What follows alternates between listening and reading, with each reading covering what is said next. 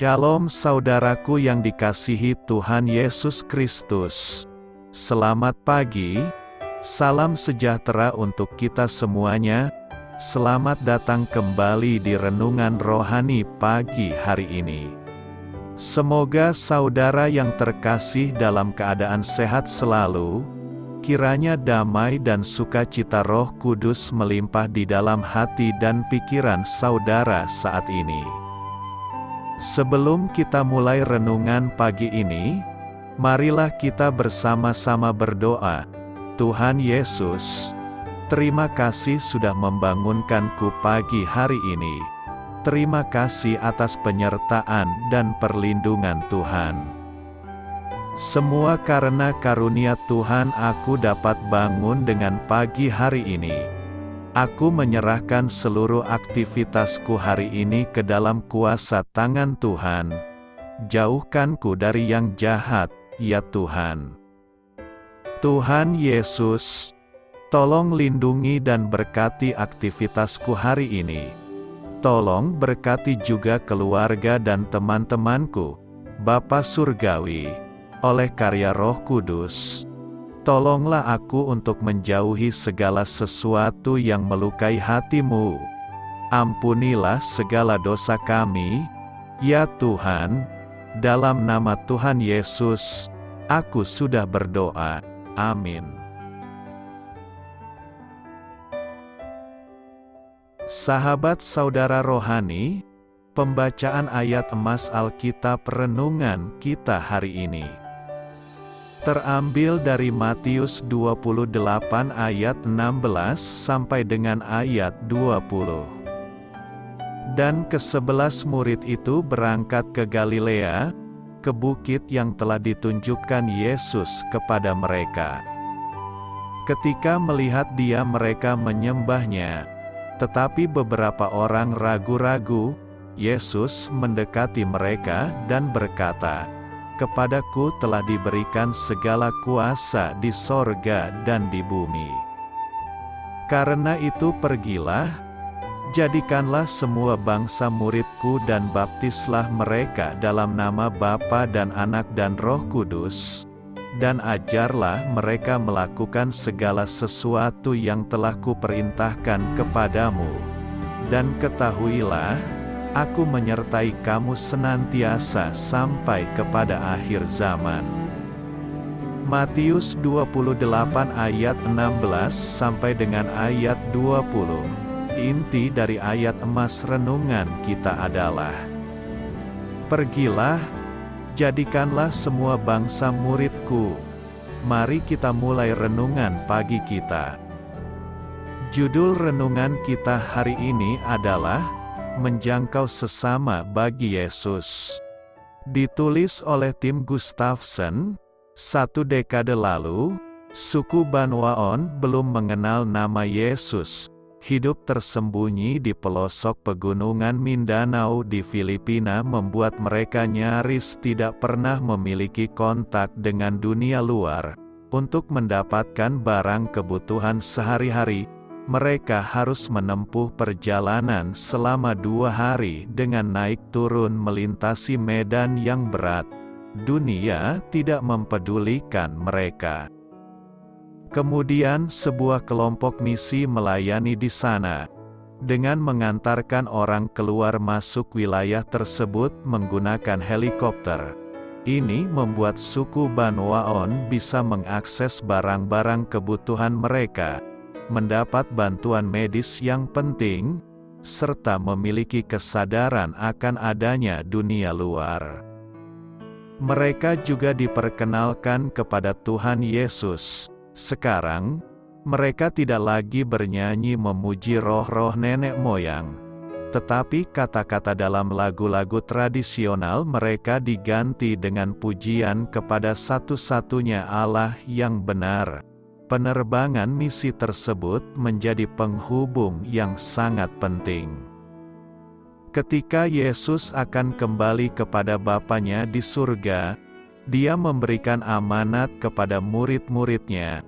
Karena itu pergilah, Jadikanlah semua bangsa muridku dan baptislah mereka dalam nama Bapa dan Anak dan Roh Kudus. Tertulis di dalam kitab Matius 28 ayat 19.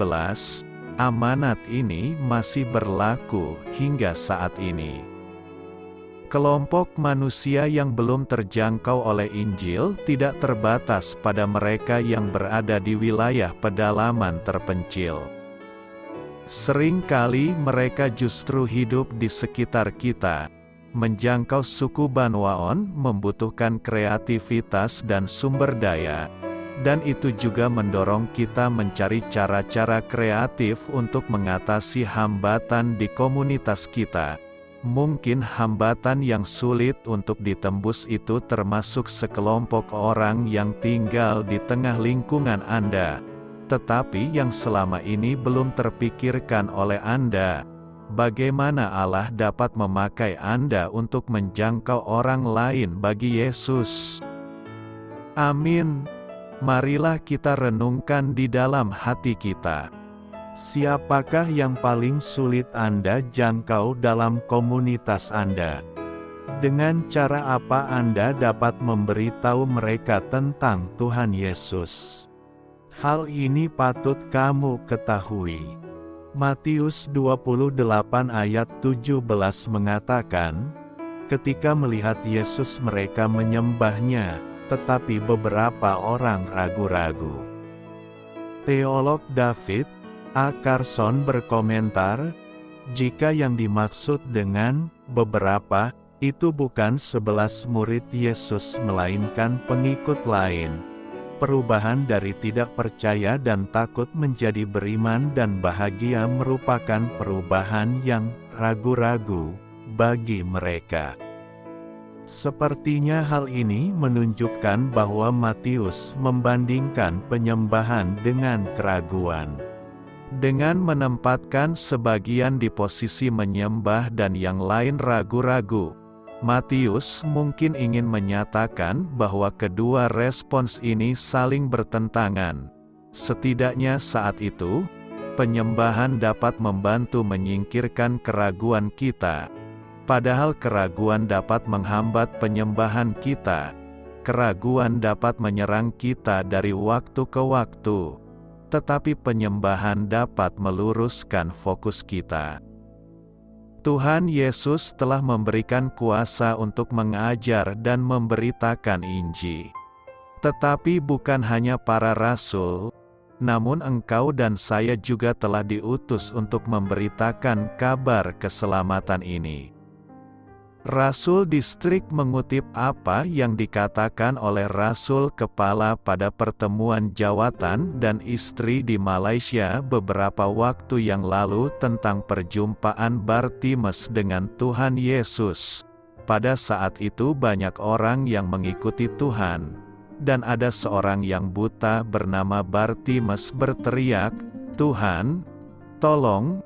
Dan orang-orang di sekitarnya menyuruhnya untuk diam.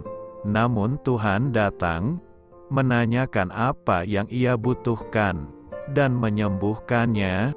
Rasul Distrik menjelaskan, "Pergilah." Kita juga memiliki tugas untuk pergi dan menjumpai Bartimeus yang lain. Mereka adalah jiwa-jiwa yang buta dan tidak mengenal Yesus. Marilah kita memberikan kesaksian tentang Yesus saja, dan bukan tentang kehebatan kita. Rasul Distrik menggarisbawahi hal ini. Kita yang masih hidup di dunia, mengabarkan kepada jiwa-jiwa yang masih hidup, mereka yang di alam barzah juga mengabarkan kabar keselamatan ini kepada para jiwa yang belum dilepaskan. Kita ingin menjadi murid Yesus yang meneladani dan menjadi seperti Dia, dan bukan hanya menjadi pengikutnya yang hanya sekedar mencari keuntungan.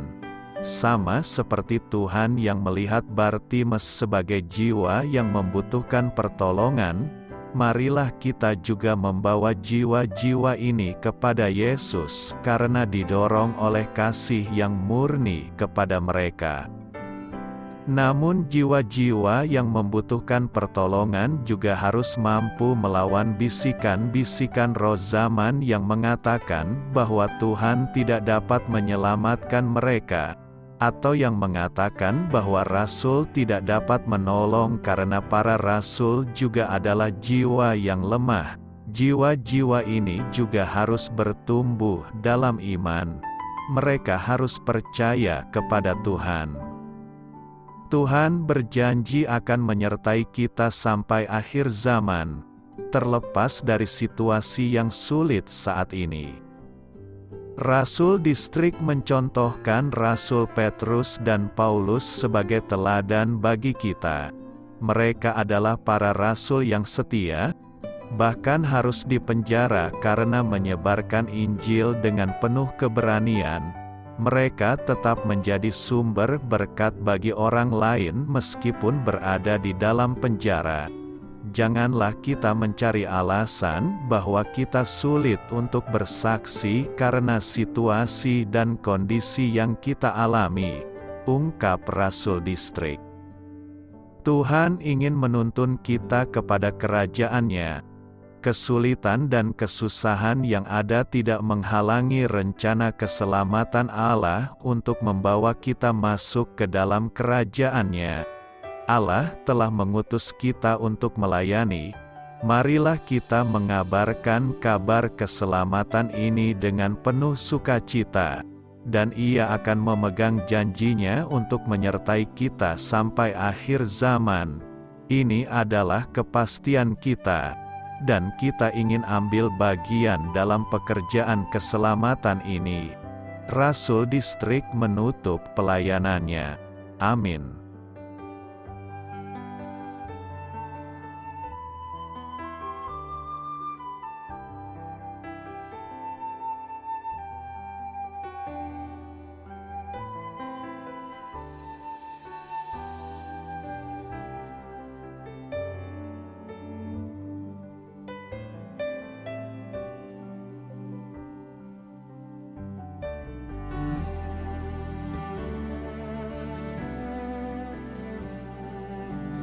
Marilah kita renungkan sahabat saudara rohani.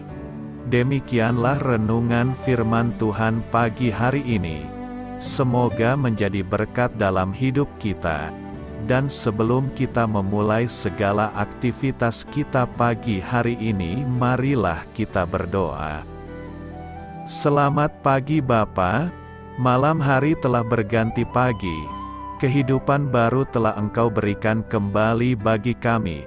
Bapa Surgawi, tolonglah aku menyadari kebutuhan orang lain, supaya aku dapat membagikan apa yang telah Engkau berikan kepadaku.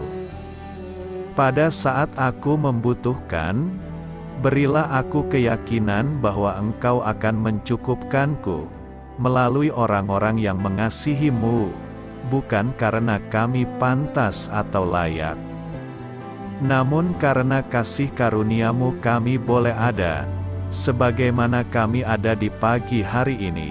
Terima kasih Tuhan, atas kesempatan baru yang telah Tuhan berikan kepada kami, untuk bisa memperbaiki diri agar kami bisa lebih layak di hadapan-Mu. Hari ini kami serahkan semua perkara dan kesulitan yang akan kami lalui ke dalam tangan-Mu. Biarkanlah kami bisa memuliakan-Mu dalam segala aktivitas yang akan kami lakukan. Amin. Biarlah firman Tuhan menjadi pengingat untuk kita semua, bahwa tuntunan dari Roh Kudus akan selalu memberi jalan keluar bagi setiap permasalahan hidup kita, dan memberi kedamaian di hati kita. Sampai jumpa di renungan pagi saudara rohani berikutnya. Kiranya Tuhan selalu memberkati saudara semua hari ini. Amin. Shalom.